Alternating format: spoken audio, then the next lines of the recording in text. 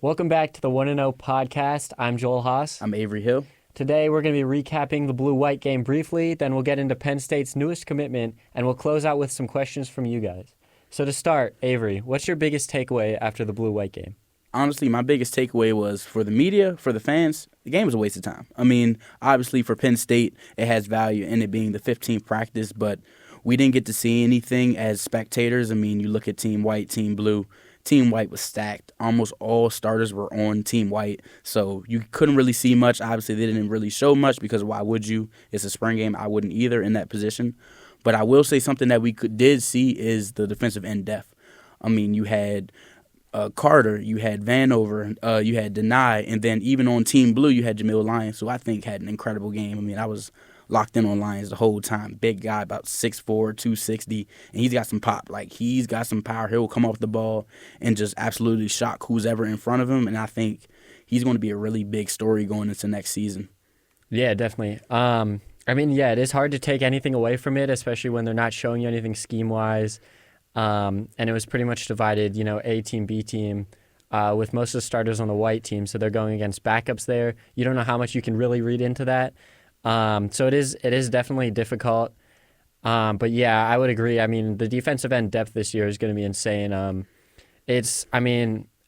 All of those guys, are probably going to factor in. It's going to be really interesting to see kind of how they split the reps there this season. Yeah. Especially like a guy like Carter was an every down, linebacker, and now switching to D end, he might not be able to get as many reps. He's going to be splitting with a lot of different guys there.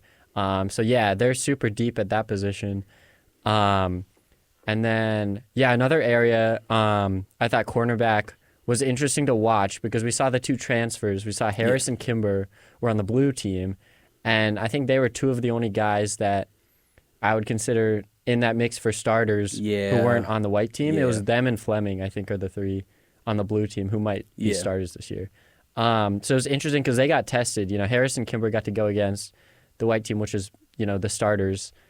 And I thought they did well. I think Harris finished 7 tackles. Yeah. 2 pass TFLs, breakup. right? Yeah. Yeah, he was all over the field, honestly. He was great, yeah. It is interesting because I guess Franklin put the 3 big transfers on the blue team and not with the white team with the presumed starters.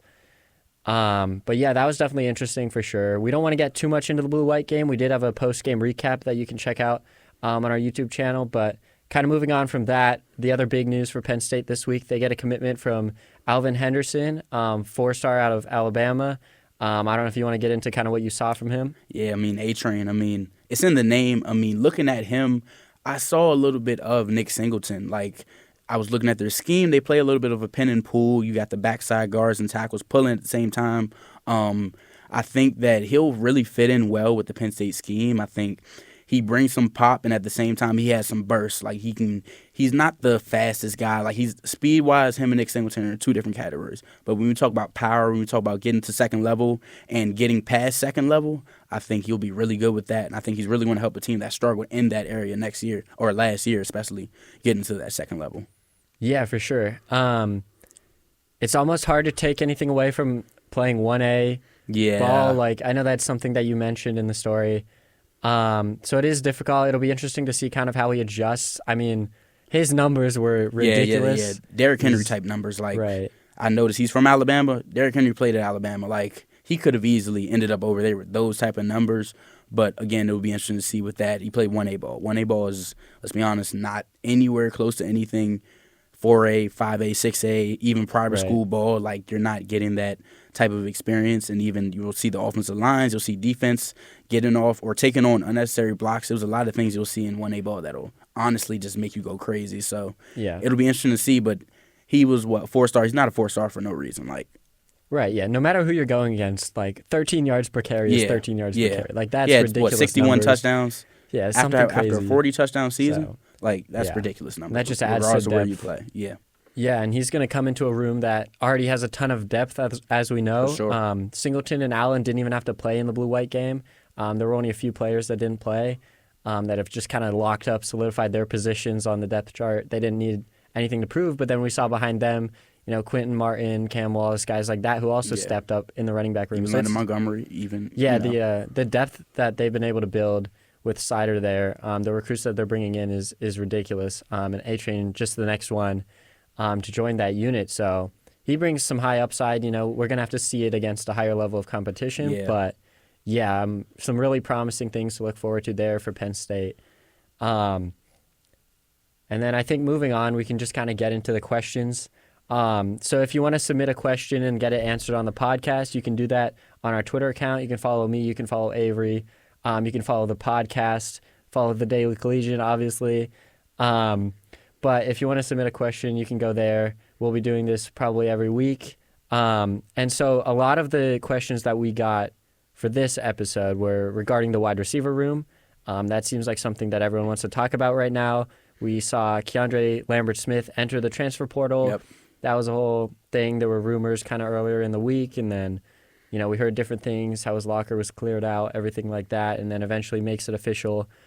So no longer with the program, and I'm pretty sure there's no chance of him coming back at this point. It's pretty rare that a player does return. It can happen. I don't think it will in this instance. And I don't know if you got a chance to see who he's got the offers from right now, but there was a list of like 5 or 6 schools that have reached out to him, and one that stands out to you is Georgia. Yeah, like that's that's a big one right there. I honestly wouldn't have expected that. Maybe they see something there. He definitely has the talent, and he's had the talent. It's just more of a matter of consistency, and I just don't think it was ever going to work at Penn State for whatever reason. It just wasn't clicking here. So maybe a restart, maybe a fresh start. He can step into a big role there. I mean, the Bulldogs aren't necessarily known for producing wide receivers, but at the same time, it's a team that's going to compete for championships. So that's still, a big opportunity if he chooses that. One of the other schools that kind of stood out to me, West Virginia. Yeah. If he decides to head over there, not too far away, kind of stays in the regional footprint. He's a Virginia native.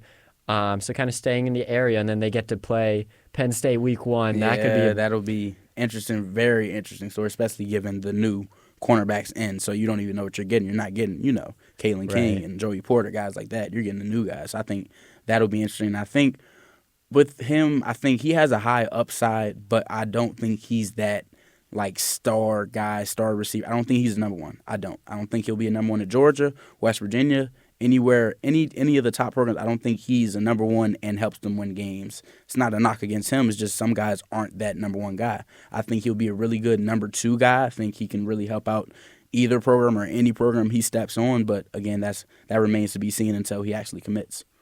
Yeah, I mean, I feel like he was almost better when he was playing behind guys like Dotson, Washington, where he wasn't always getting, the top corner on him, things like that. He always kind of found a way to use his speed, get open, things like that. But then just kind of bringing it back to Penn State now, looking at the guys they've got in the room, it's pretty much the same room they had last year, except you trade out KLS, you bring in Fleming. And I don't know if you think the room's going to be better or worse with that alone, but I feel like it's in a similar situation to where it was last year, which wasn't great. Yeah. One of the worst, probably the worst unit on the team was wide receivers last year, I would say. I'd say so, yeah. We've heard, that they're improving, they're playing better on a more consistent basis, everything like that. I'm not sure how much you really buy into that. We saw a good performance from Harrison Wallace in the blue-white game. I think 5 catches, which was solid. But I remember last year's blue-white game, it was Amari Evans who had a breakout day. He had like a big 50-yard reception. I think he had like 5 or 6 catches that day. Yeah. And everyone thought he was going to play a factor, and then he didn't really do much this season. So I don't want to read too much into that. I do think Harrison Wallace is a talented player. Yeah. If he can stay on the field, if he can avoid injuries, things like that. But we also got a lot of questions regarding does Penn State go into the portal now that the spring window is open? So what do you kind of think about that? I mean, I think you've got to. I mean, again, you look at it. You have Trey Wallace. You have Fleming. Saunders, guys like that. They're not guys that are going to be outside of Fleming. Maybe are guys that are going to be at a starting position in many other programs that are in Penn State's level. That type of top 25 teams. I don't think any of those guys fit in that. So you have to go in the portal. I mean, there's guys to look at, and I think this is not going to be the year where they solve their receiver problems, but you have to take that step. And honestly, if I was Penn State, I would hope that you get a guy that you can have for more than just 1 year. Get a guy that you can have for 3 or 4 years of eligibility, and he can help bring in other guys because the receiving core is a problem. It is. And it is something that needs to be fixed. You don't need like 3-4. You don't need an Ohio State receiver room. You don't need an Alabama receiver room. You just need guys that are going to fit your scheme and help you win games. And I think they can do that, but they don't have it right now. Yeah, totally agree. I think, you're definitely looking, trying to find any options you have right now. It doesn't seem like there are too many big name receivers in the portal that I've seen. Maybe it's just early. Maybe they're waiting it's also to enter. Spring game portal. That's true. It's a little different than, coming right out of, December bowl games and everything, which, I mean, that just means you should have been doing that then. But, hey. Yeah, I don't think there's going to be as many options. So, I don't know. Penn State, you're probably going to have to rely heavily on tight ends, running backs, things like that to get going in the passing game, which we have seen before. Yeah. Penn State's still loaded at tight end. You lose Theo Johnson, it's fine. You still got Warren, you still got Dinkins, you still got Rappelier, you still got Reynolds coming in. You've got so many guys in that room, so many names, so many highly touted recruits that are coming in that you're not worried there. And then at running back, we already touched on that. They're pretty loaded at that position as well. So if you're going to have to rely pretty heavily on those two units to step it up at this point, because the wide receiver room, I just don't know who's gonna be that but guy. I think a thing with that, you think of Kotelnicki's offense. I think he's a tight end guy, right? Anyway, so and Penn State obviously is a tight end. Just they make tight end powerhouse. Honestly, when you think about the guys that have come through, like so, it'll be fine. Like it's not again, they don't need a star. So I think having to rely on the running backs and tight ends is not a bad thing, but if the receivers are to the point where they become a liability, where they can't even give you 50 yards in the game, that is also going to be a problem. So they have to figure that out in some way. Yeah, I think you just want to get your receiving room to a serviceable level where defenses can't just stack the box on every play, dial in on the run, because they're not scared of you at all. You have to present some kind of threat through the air just to spread them out a little bit, just to make them respect that passing game. And I honestly don't know if Penn State will be able to do that, but that'll be a big key to how their season unfolds, really. For sure, yeah. I don't really see them doing anything big right now. Again, there's not a lot of big-name guys in the portal, but you have to build towards something. Julian Fleming is building towards something, but he has, maybe 1 year left? So yeah, I think it's one. Yeah, so it's not really going to do much after this season. Right. Yeah, I like what you said about the guys that can come in for 2-3 years. That's another thing to think about. Most of the guys in the portal are going to be older guys who are kind of fighting to, find a new home for their last year as they make that push for the draft. Do something, Right. They're just finding younger players I think could be the way to go, and even guys who haven't necessarily put up a lot of stats, but maybe guys with just a high floor that you can kind of work to develop. If you trust your staff, and Penn State, traditionally has been good at development, things like that. So I think, that's the route to go if you're Penn State right now.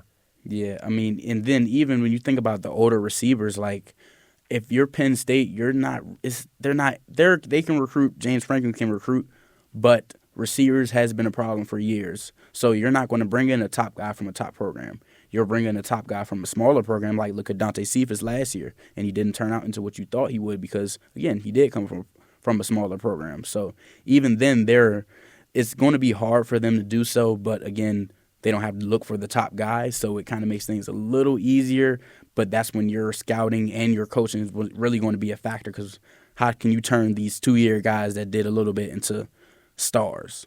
Yeah, that's a good point. Dante Cephas, was supposed to be I don't want to say wide receiver 1. He was supposed to be in the wide mix. receiver 2. Yeah. He was going to be up there for sure. And I think one of the biggest things was he was never really able to catch on with the playbook. We even heard it from him from one of the media availabilities in the middle of the season where he felt like he was just getting comfortable with it like halfway through the season. And I think it was just too complicated for someone to come in and pick it up in 1 year like that. So he didn't necessarily pan out. Malik McClain came in from Florida State and didn't do much last year. And that's not a good look if you're Penn State, because now you're hunting in the portal, and those portal guys are going to look at, the other guys who've come in, and they're going to say, well, nothing happened for the other receivers who transferred into your program. How do I know that you can develop me? So I think Fleming is going to be important for that. If Fleming has a good year, Penn State can point to that and say, hey, we did it for this guy. We were able to develop this guy. He came here for 1 year. You can do the same thing, and kind of set that standard moving forward. A lot hinges on that. and on Fleming's development this year too. Yeah, and I also think they should really get a big receiver too. Like again, Fleming is big, but if you look back at Colton Nicky's offense, again, you got 6'4", 6'5", 6'6" receivers. And obviously Kansas wasn't the number one team in the country, but they were by no stretch a bad team. So I think you have to look into that and play into your strengths and what works. And even you look in the past, you had big receivers, you had Allen Robinson, guys like that. So I think looking into those big receivers that can provide some upside and that you can coach up, I think that would be perfect for them to at least get something going, because I don't think this season will be the year to solve all receiving problems. Yeah. Yeah, I mean, I really think they need to go into the portal and get at least one guy, but if things stay the way they stand right now, you're probably looking at Fleming, Trey Wallace on the outside, and then slot probably Saunders or Liam Clifford. Probably. Those two are probably going to battle out, and that's I don't know, man. They're unproven. I'll put it nicely. They're unproven right now. But I mean, I will say, like, I do like Trey Wallace, like what he's brought in the past 3 years. I think he's gotten better, honestly, every year. I mean, he's a big receiver. He can make some big time catches. He had a few drops here and there, I'm pretty sure. But I think that what he can bring to them is going to help as long as he continues to elevate, which it looked like he did on the spring game. But again, you can't look too much into it. But I think he's on the right track. At Buckman Sports asks, why has Olu Fashanu's draft stock plummeted recently? Honestly, for me, I don't think his stock should plummet, but the reason he is plummeting, I think, comes from his small hands. I mean, obviously, me personally, I would never look into a guy that deep within their hands saying, "Oh, they can't pass protect," because he's shown it on the high level. Like, he allowed 0 sacks. Had a really good year and he's had a really good career, and he's gotten better every year. Like, he could have came out last year and went top 5, and he came back this year. He got better. So I think, honestly, it comes from his hands. I mean, there's some questions in the run block game, but obviously he's a pass protector. So any team that needs a pass protector, I think they should really grab Olu. I mean, he's elite. And I also think his frame, I don't think he has the size that you're looking at in, like, guys like Joel. Joel is like 6'9". Like, he's rare. He's a rare specimen. So when you compare it to other guys on the board, I think that kind of has Olu's stock slide down. But we've seen in previous years linemen just fly off the boards in the top 10. So I would really expect that to change, even if his stock stays in the 15 to 19-ish range, because it's happened in previous years. Gotcha. And then the last question, I'll take this one here. But Joe Eckstein says, why hasn't Penn State let me play a set of downs in the blue-white game? My answer for Joe is that they didn't let any of their best players play. We saw Singleton, Katron didn't play. Those guys are kind of locked in as starters. So I think they just wanted to keep you healthy for the regular season. Yeah, I mean, I think they're looking out for you. I mean, they've got to. They can't just show the whole package. Like, you got to keep them out. Yeah, they're saving that one. They didn't want to show us the trick play, the Joe special. That's everything we have today. Thank you for watching. I'm Joel Haas. I'm Avery Hill. And for more football content, you can go to psucollegian.com and follow us on socials. Do that.